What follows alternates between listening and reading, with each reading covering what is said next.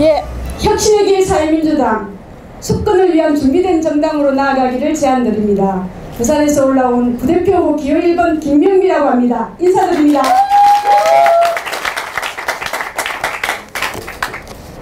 예, 마지막입니다. 마지막으로 처음으로 다시 부대표 후보 연사를 하게 되었습니다. 많이 떨리네요. 제가 연설이 좀 부족한 후보입니다. 그리고 중앙무대가 처음인 후보입니다. 근데 별로 떨지 않았는데 오늘은 많이 떨립니다. 아까 이정미 부대표 후보 말씀대로 서울은 사람을 긴장시키는 곳 맞는 것 같습니다.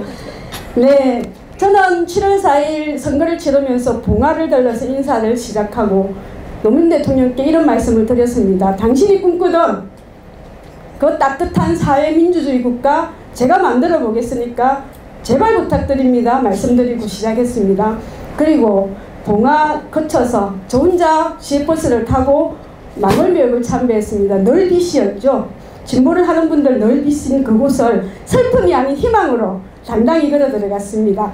그래서 이 길에서 우리가 할 수 있는 최선의 노력을 다하자는 각오를 가지고 출발을 했습니다. 그렇게 봉화와 망월묘역을 거쳐서 지금 시도당을 돌고 있습니다. 자, 남도의 그 강한 기치 광주에서 보았습니다. 전남분들 제2당으로서 당당히 서 있는 전남 당원들 만났습니다. 당원들 가장 많이 확보하고 있는 경결힘도 보았습니다. 넉넉한 인심 강훈 당원 만났습니다. 인천 너무 잘하시고 계시더라고요. 구청장 2분까지 이렇게 당당히 확보하고 계시고요. 전북 정말 어려운 노동 잘 닦고 계시더라고요. 제주, 자 4.3과 강정의 아픔을 겪으면서도 뭔가 준비를 열심히 하고 계셨습니다. 대구 청바지 입고 나오라고 하더니만 후보들을 들었다 놨다 해주시더라고요. 너무 즐거웠습니다. 자, 까칠하고 투박한 부산 제 고향입니다. 그렇지만은 누구보다도 당에 대한 애정을 가지고 있는 그런 당이라고 저는 말씀드리고 싶습니다. 대선 어제였습니다. 말씀하시더군요. 중부를 잡지 못하면 절대 리더 될 수 없다. 네, 그걸 마음에 새겼습니다. 그리고 마지막 서울에 봤습니다. 저희는 이 길에서 역사의 전진을 믿기 때문에 이 자리에 앉아 있다고 생각합니다. 저도 그 역사의 전진을 믿습니다. 그렇지만 우리 좌절과 실패 앞에서 너무나 큰 아픔을 겪었습니다. 이 좌절과 실패 앞에서 우리가 선택해야 될 길이 무엇인지 생각해 봐야 된다고 생각합니다. 우리 당은 이제 역사로부터, 당원으로부터, 국민으로부터 새롭게 집권하는 새로운 진보를 거듭나기를 요구받고 있습니다. 당당히 역사로부터 사람 사는 세상, 정의로운 평등의 세상을 만들어야 하는 명령을 부여받았다고 저는 감히 생각합니다. 새로운 복지국가의 주춧돌 우리가 꼭 만들어야 합니다. 우리 당만이 그것을 잘 만들 수 있는 위치에 놓여 있다고 감히 생각합니다. 계란으로 바위를 치는 것은 무모한 일입니다. 그렇지만 모난돌로 바위를 치기 시작하면 그 바위를 부술 수 있다고 저는 생각합니다. 그 혁신의 모난돌, 첫 번째 모난돌이 제가 되겠습니다. 당원 여러분들이 두 번째 모난돌, 세 번째 모난돌, 10만 번째 모난돌이 되어주십시오. 그러면 바위 부서질 수 있을 거라고 저는 확신합니다.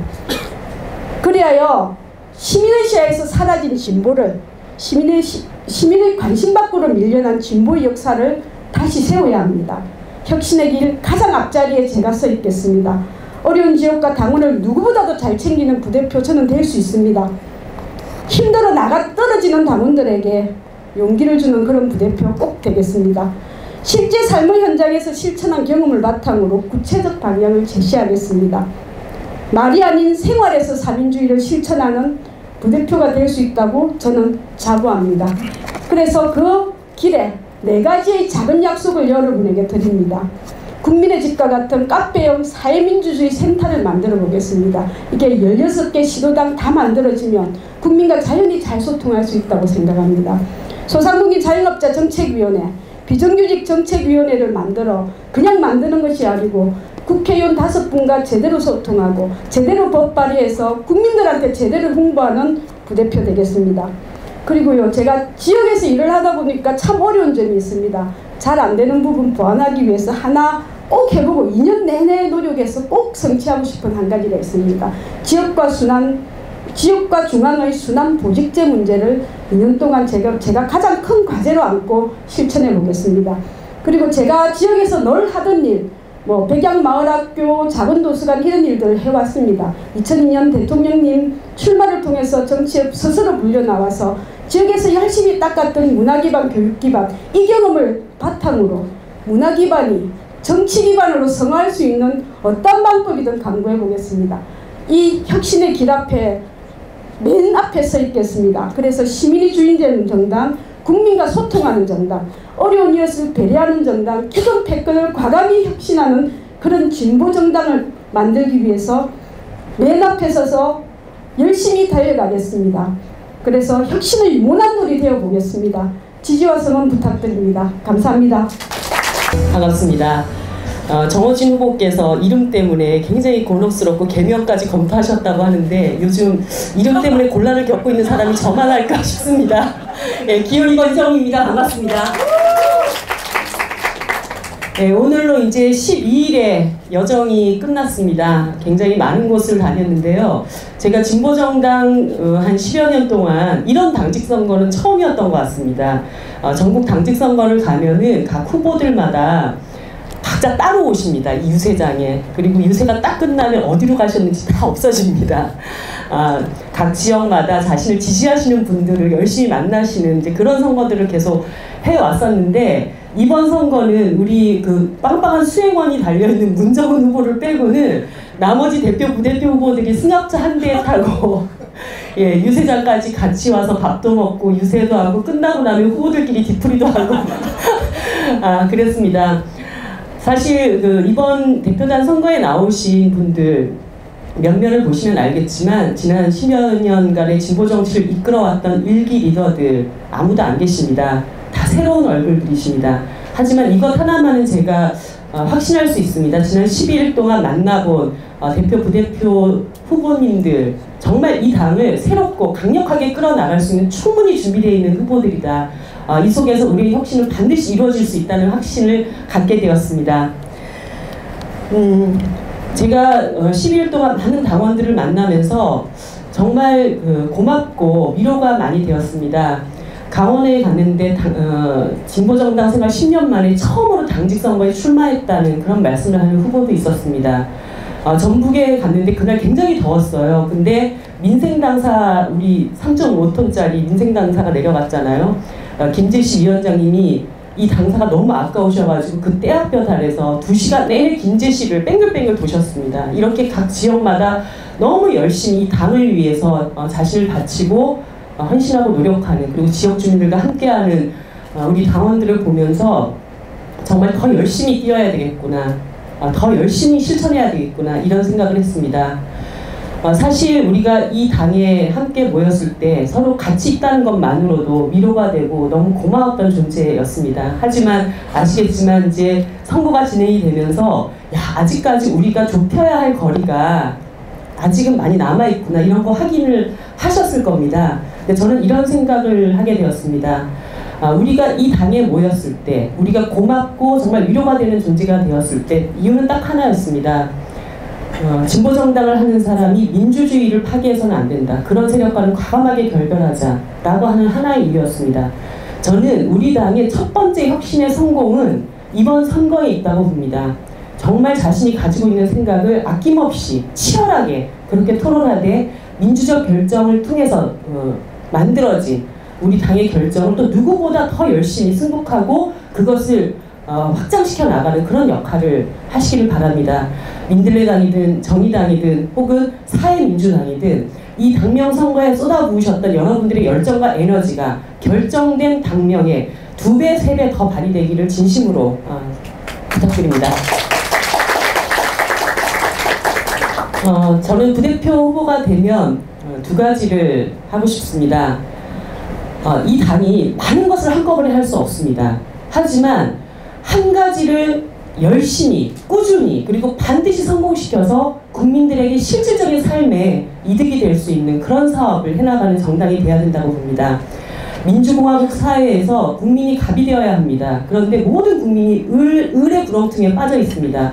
그 을 중에 을을 대변하는 두 가지 사업을 해야 된다고 봅니다. 이미 진보정당이 상당히 역점을 두고 진행하고 있는 중소상공인 자영업자들을 대변하는 사업과 더불어서 헌법에 보장되어 있는 노동상권조차 지켜지지 않는 우리 비정규직 노동자들을 대변하는 사업을 반드시 그 열쇠를 만들어내겠습니다. 수년 동안 많은 분들이 이 고민을 해왔습니다. 아직 뾰족한 답을 찾아내고 있지 못합니다. 무언가 하나를 뚫으면 700만 비정규직 노동자들의 삶의 권익이 실현될 수 있는 이런 사업이 무엇인지, 그래서 비정규직 문제는 진보정의당처럼 하면 된다라고 하는 그 정형 하나만큼은 확실하게 만드는 그러한 대표단이 되도록 하겠습니다. 사실 서울에 계신 분들에게는 그닥 두 번째 공약이 많이 중요하지는 않을 것 같습니다.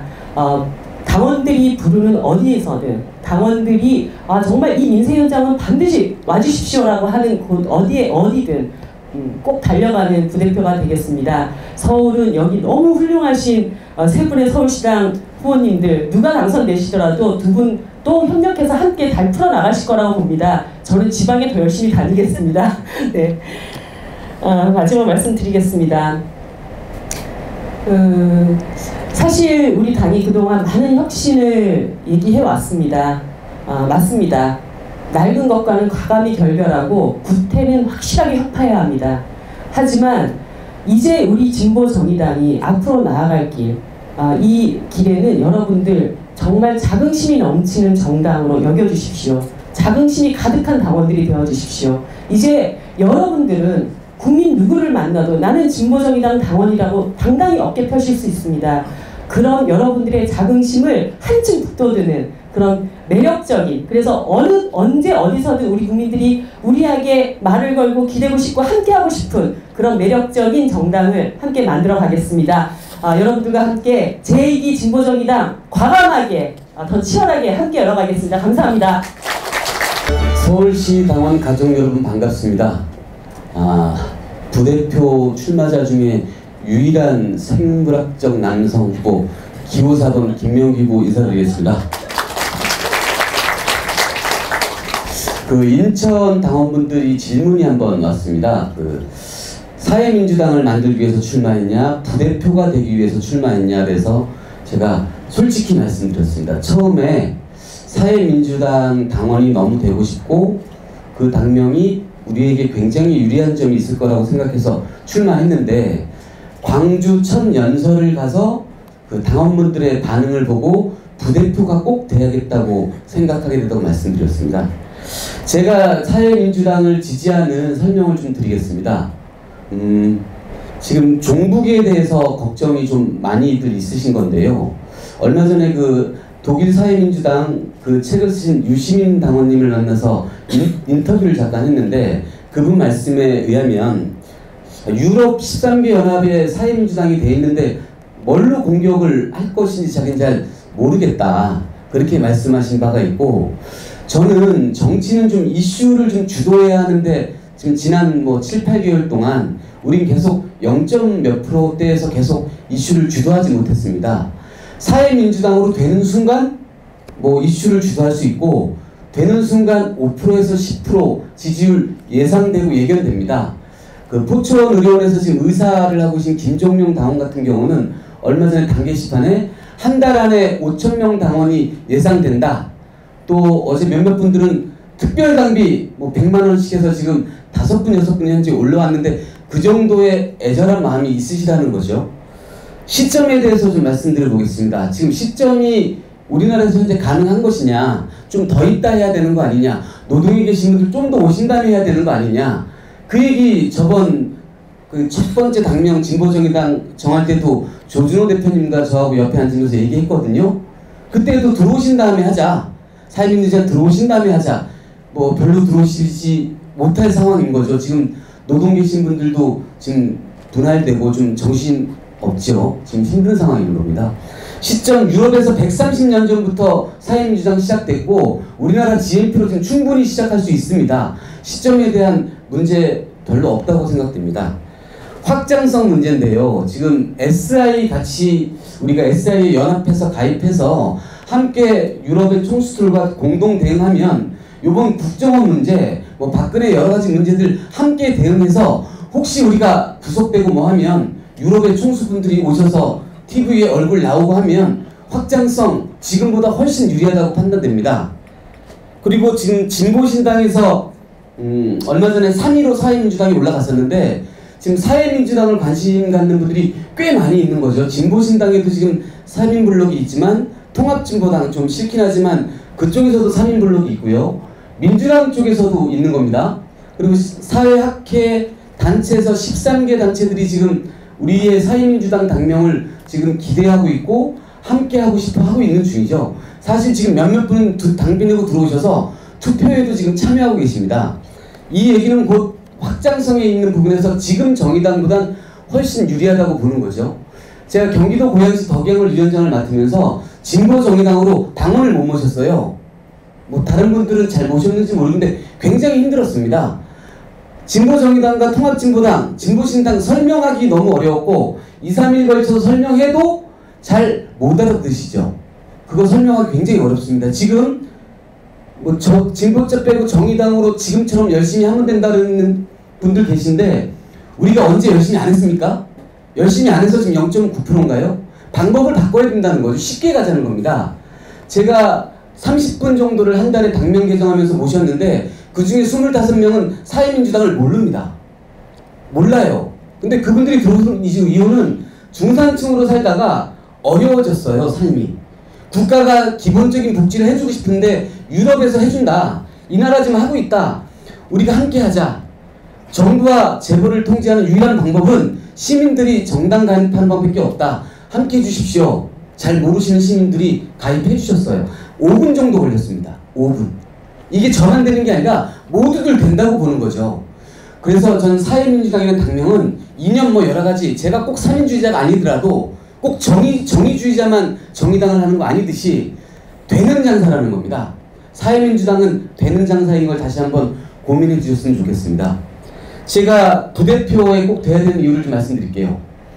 제가 무명한 상태에서 한 30분 정도를 한 달에 모셨는데 한 좀 유명해지면 한 300명? 한 3,000명. 제가 꼭 하고 싶은 게 있습니다. 지금 지역에 여러 인재들이 계신데 경제적인 어려움으로 출마를 고민하시지만 못 나가시는 분들 많죠. 당원들 최대한 확보해서 선거공영제 꼭 만들고 싶습니다. 당원 여러분 박수 한번 주십시오. 우리 정당에 노동 전문가 굉장히 많습니다. 제가 사실 좀 직업이 그 골프를 가르치고 있는데 시민들의 눈높이에 있는 직업의 군도 이제 부대표에 올라가서 그들의 눈높이에 좀 맞춰야 되지 않겠느냐. 우리가 혁신한다고 하는데 혁신의 새 이름은 새 인물입니다. 과연 10년, 20년씩 정치하는 분들이 또 되는 것이 혁신인지 새로운 인물이 나가서 새로운 얼굴을 보여주는 게 혁신인지에 대한 고민을 좀 부탁드리겠습니다. 제가 되면 개천에서 용 나는 겁니다. 용 안 나는 세상 아닙니까? 좀 힘든 세상 아닌가요? 우리 진보정의당에선 용 나는 세상 돼야 되지 않겠습니까? 세 번째로 지금 후보님들이 역량이 워낙 많으셔서 굉장히 바쁘시죠. 일도 많으시고 뭐 어떤 분들은 바쁘셔서 못하신다는 분도 있었고 멀어서 못하신다는 분도 있었죠. 저는 굉장히 한가합니다.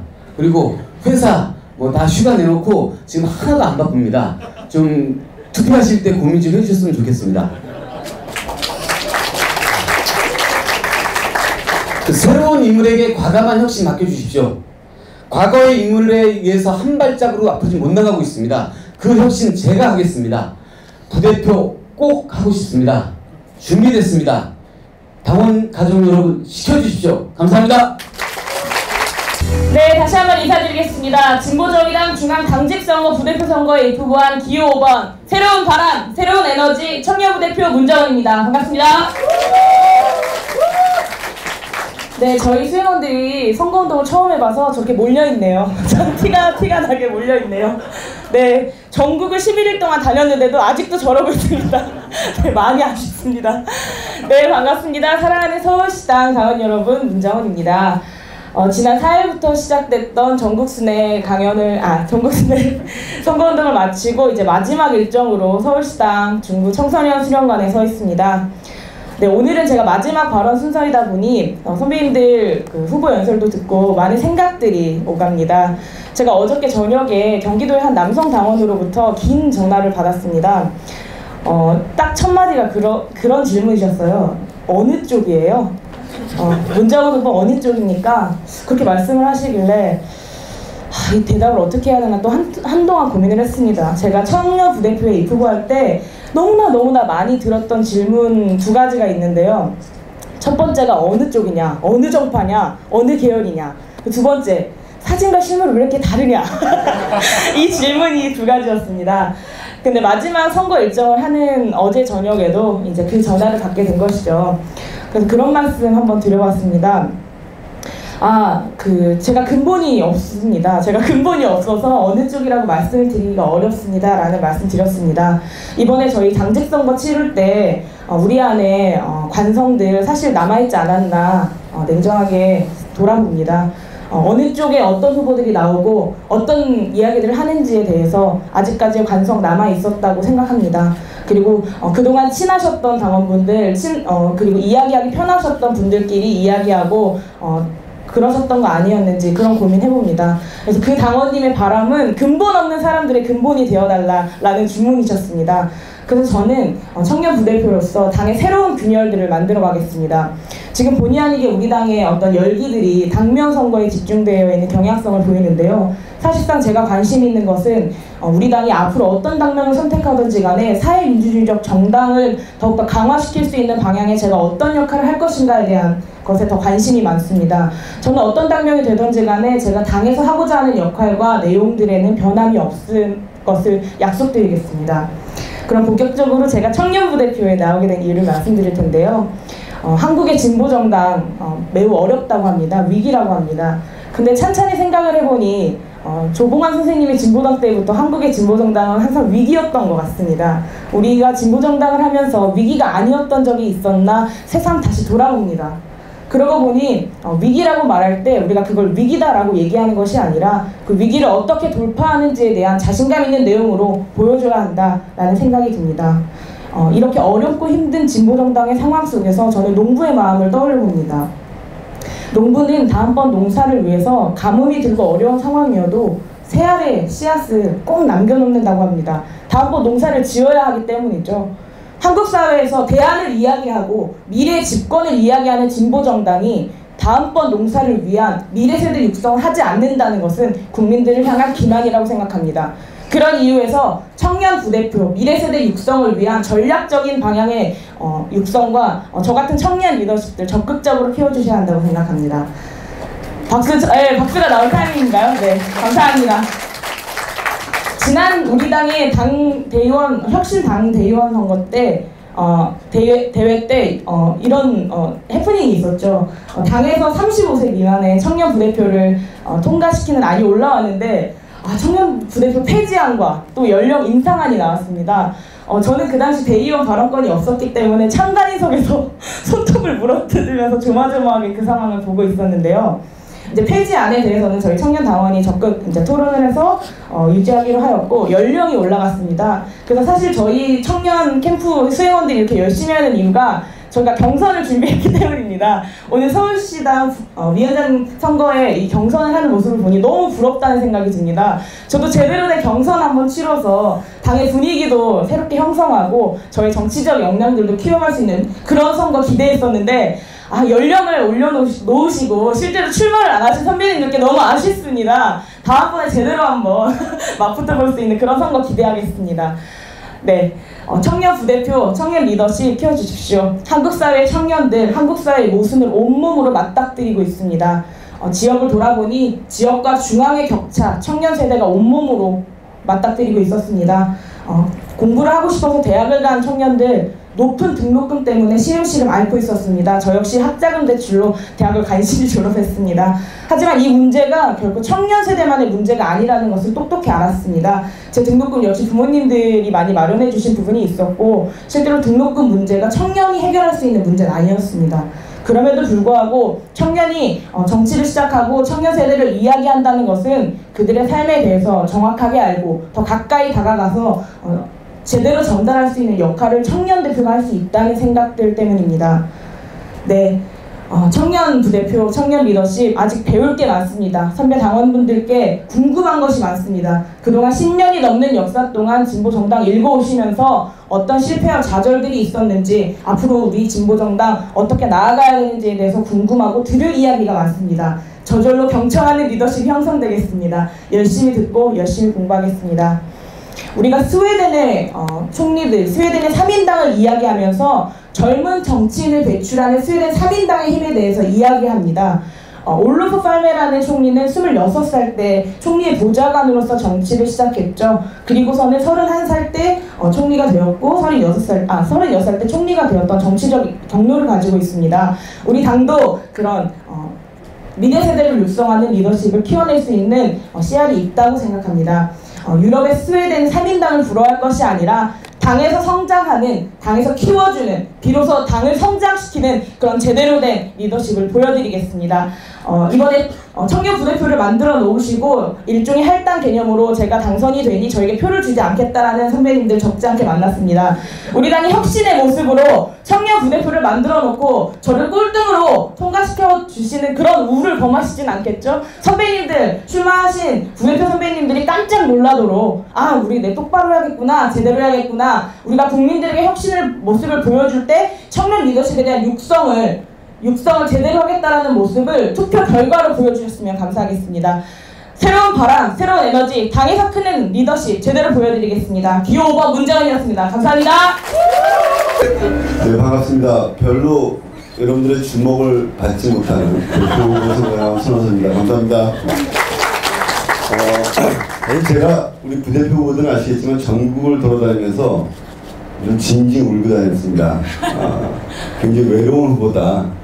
아무도 저한테 전화해 걸어서 선거운동에 뭘 도와드릴까 이러고 묻지도 않습니다. 그 청년 후보 팀은 수행팀이 따로 있습니다. 그리고 차도 따로 움직입니다. K5 어떻게 흘러먹었지만 그리고 연설이 있을 때마다 사전 사후 평가 회의를 하고요. 신속하게 항상 그 선거운동 결과가 게시판 걸로 여러분을 보겠습니다. 김명미 후보와 김명기 후보는 TM팀이 있습니다. 열심히 전화가 TM팀 없나요? 본인이 열심히 하시니까 돌아가고요. 동영상도 있고요. 하물며 이정미 후보는 웹자보에도 있습니다. 저는 그것도 없습니다. 딱 문자 하나 중앙선관에서 공짜로 보내준다고 해서 그것도 원래 안 보내려고 했는데 공짜로 하나 보냈습니다. 제가 이렇게 외롭게 해야 그래도 좀 찬성 투표율이 높아지지 않을까라는 생각을 그렇게 말씀드리는데요. 실제로 제가 출마를 결심하는 과정이 사실 좀 외로웠습니다. 어떤 제가 저와 함께 오래 해왔던 분들과 의논을 해서 회의를 해서 결정하지 않았습니다. 혼자서 고민을 굉장히 오랫동안 했습니다. 일부의 오해처럼 어떤 사람들을 만나서 사전에 합의하고 출마하지 않았습니다. 그것도 굉장히 잘못된 오해 중에 하나입니다. 한 3달 정도 고민했습니다. 정말 거짓말 없이 몇 번 술을 먹고 완전히 쓰러져서 한 며칠 빼놓고 매일매일 하루에도 몇 번씩 고민했습니다. 우리 당이 희망이 있는가? 우리 당이 잘 될 수 있을까? 제 주변에 하물며 저희 가족까지도 제 동생까지도 지금 진보정의당의 당대표를 맡는 건 그거 아닌데 라고 얘기할 정도입니다. 그게 우리 당의 현실이라고 생각합니다. 아까 우리 정인 후보가 0% 얘기를 하셨는데 0%는 각오이기도 하지만 현실이기도 합니다. 저는 0.9%나 1%나 2%나 별 차이 없다고 생각합니다. 우리 엊그제 또 나왔는데 보니까 통 무슨 당 2% 우리 2% 하니까 우리 당원들이 기가 확 죽어버렸죠. 한 번쯤 그게 뒤집어진 게 나오니까 당원들이 막 힘이 솟아오르고 저는 그게 아무 의미 없다고 생각합니다. 실제로 우리 당의 지지도는 0이다. 우리가 기존의 진보 정치의 자산을 가지고 있는 것은 있지만 그것은 아직 장부 속에 있는 것이고 근거 속에 있는 것이다.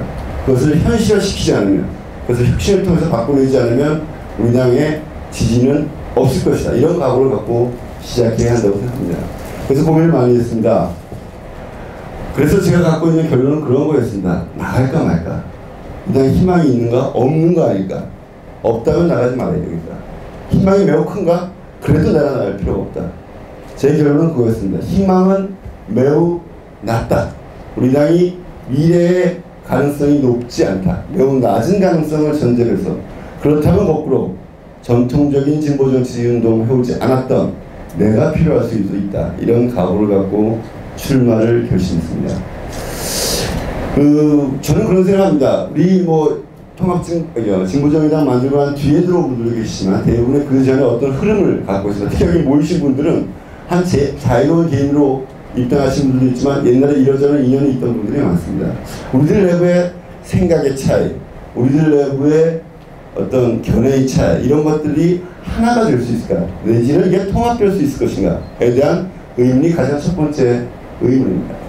아직도 어떤 그룹의 어떤 주장에 대해서 그 선의보다 그 배후에 있는 다른 것들이 혹시 있지 않을까 하는 의문을 우리가 아직도 지우지 않고 있습니다.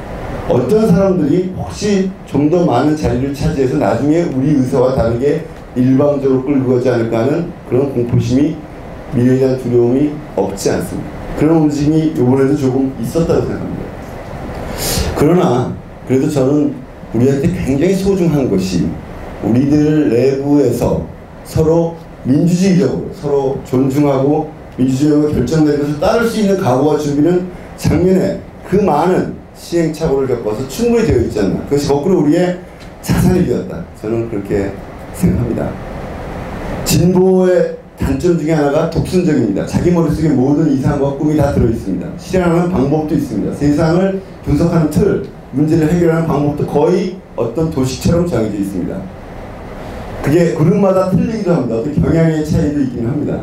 딱 보면 사람 스타일만 보고 저는 어느 쪽일 거야 하던 느낌이 팍 오는 것도 사실입니다. 그렇게 20년, 30년 실천 속에서 자기 헌신해가면서 때로는 고생하면서 싸워왔던 그런 것들 때문에 거꾸로 이것이 독선이 됩니다.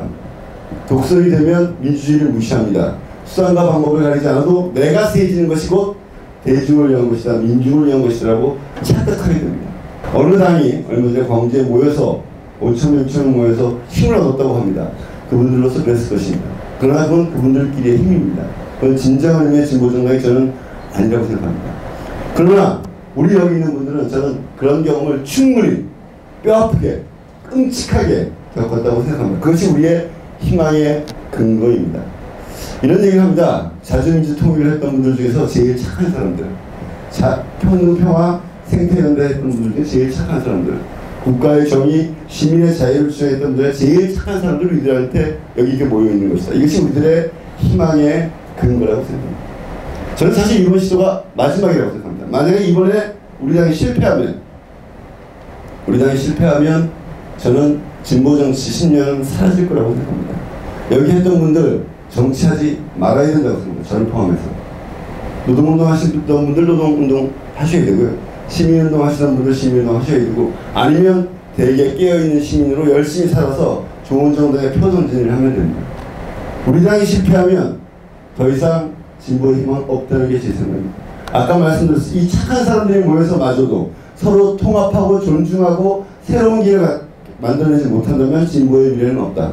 거꾸로 그러나 우리의 가능성은 우리 내부에 낮지만 있다. 저는 그렇게 생각합니다. 작년 초에 제가 몇 번 드린 적이 있는 말씀입니다만 새누리당이 새누리당으로 이름을 바꾸고 붉은색을 심볼로 선정했을 때 우리 내부에서 많이 비아냥을 했습니다. 그죠? 어금니 모양이 변기 같다고 그러기도 하고요. 근데 저는 그때 사실은 공포를 느꼈습니다. 아, 위험하다. 그 이유, 그 한나라당이 새누리당이라는 어떤 정체성 없어 보이는 이름, 그리고 진보와 좌익을 상징한다고 했던 붉은색을 받아들인다는 게 쉬운 일일까?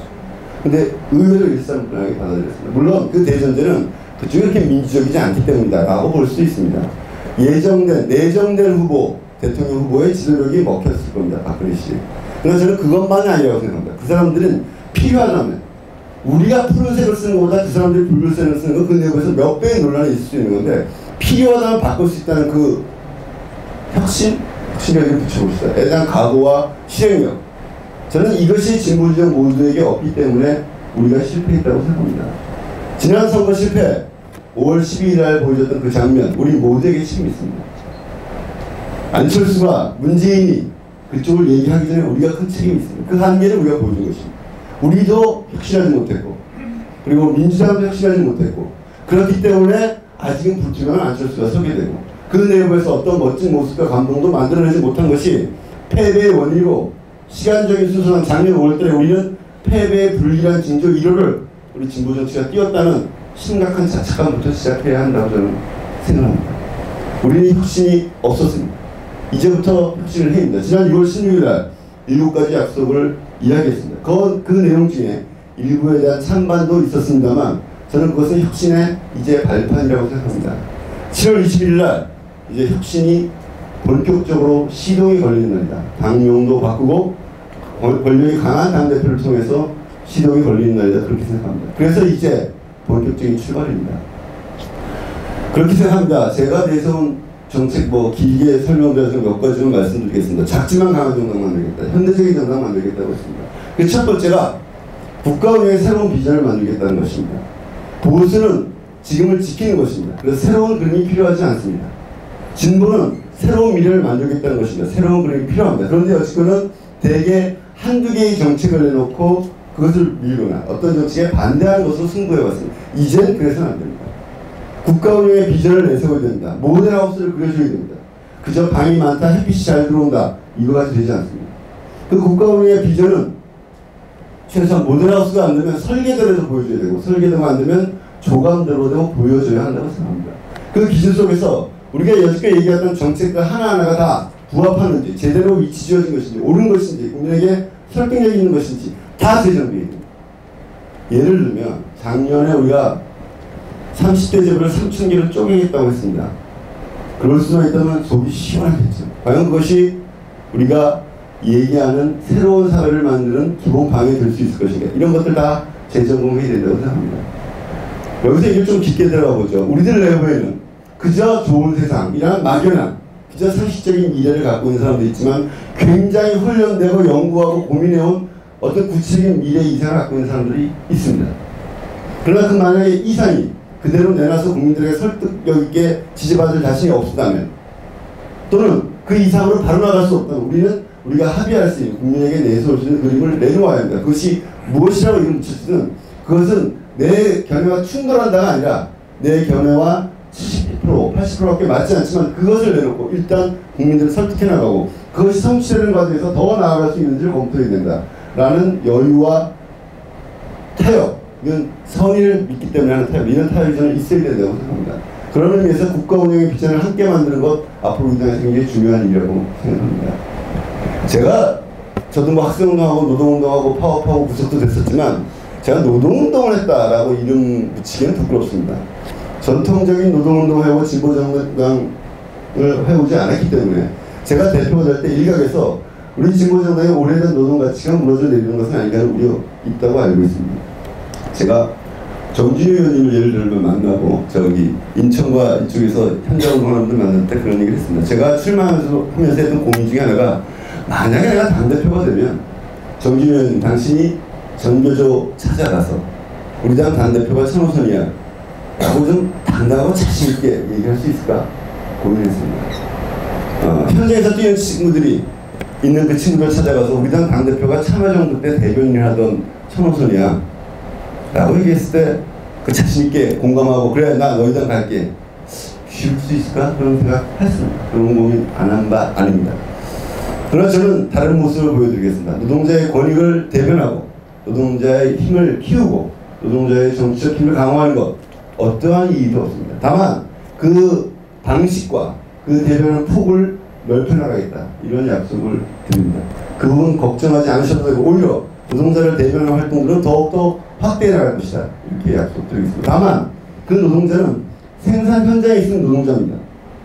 지역에 살면 지방자치의 주민입니다. 공화국의 시민입니다. 소비자이기도 합니다.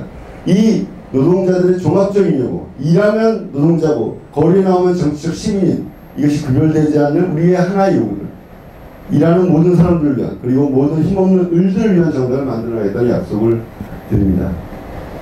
세 번째, 이것도 하나 말씀드리겠습니다. 문화의 혁신이 필요하다고 생각합니다. 아까 우리 몇몇 서울시장 후보들 그런 얘기 많이 했었는데요. 우리 당은 아직 제가 보기엔 스크럼 정당입니다.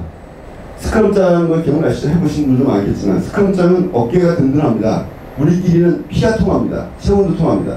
그러나 일반 시민들은 멀리서 박수를 칠 수 있지만 뛰어들어서 스크럼을 짜는 건 쉽지 않습니다.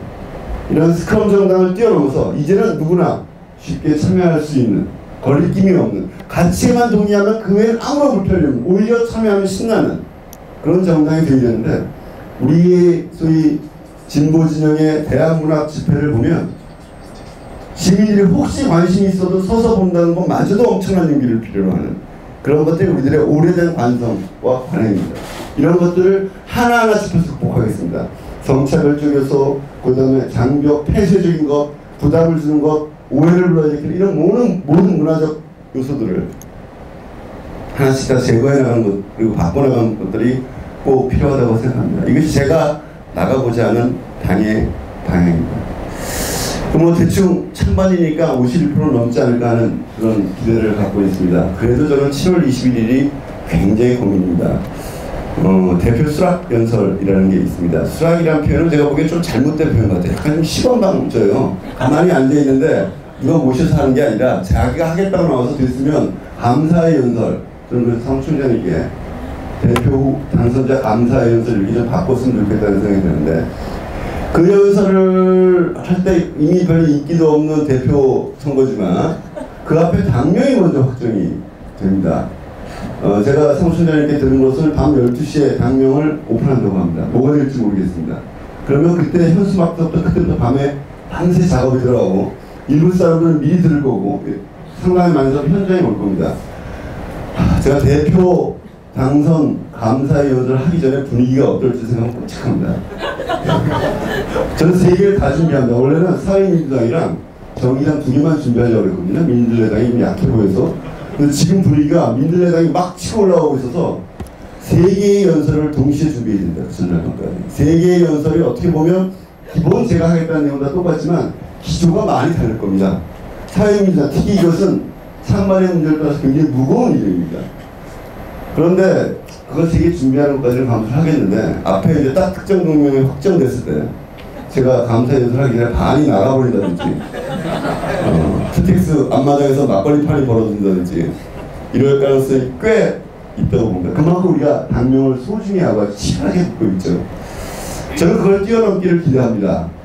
그날 여러분들이 어떤 당명이 돼도 한 10분간의 인상이 굳어있더라도 곧 다시 웃고 박수치고 격려하고 대표 후보 연설을 끝까지 들어주는 우리 진보, 그때 진보도 아니지만 우리 당 당원들의 모습을 기대합니다. 여러분.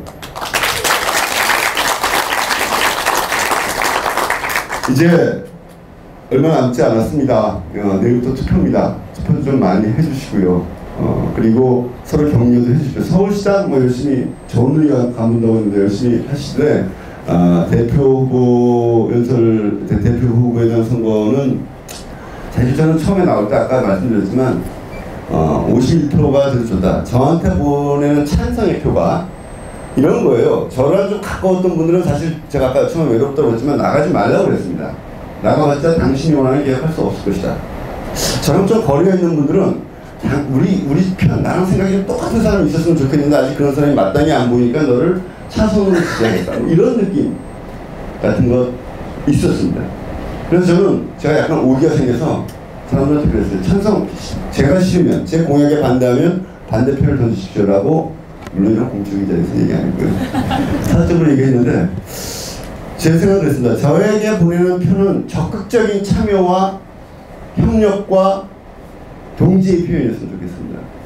그래서 많은 득표율, 높은 득표를 원하지 않는다라고 말씀드리려고 하지만 그래도 이거 어렵게 나왔는데 단독인데 찬성률이 너무 낮으면 밖에 나가서 뒷심이 떨어지고 뒤가 좀 썰렁합니다. 네, 그런 게 있어서 여러분들이 많은 그 지지를 부탁드리겠습니다. 제가 말을 안 버벅거렸는데 오늘 서울은 진짜 약간 긴장이 되는 게 있어요. 저도 마음들이 하나씩 짠하고 십몇칠 동안 있었던 이야기 것들도 다 이제 떠오르고 그래서 7월 21일 날 우리가 새로운 진보 정치 10년을 다시 써나가는 그런 역사에 남는 그런 날이 되기를 기대합니다. 감사합니다.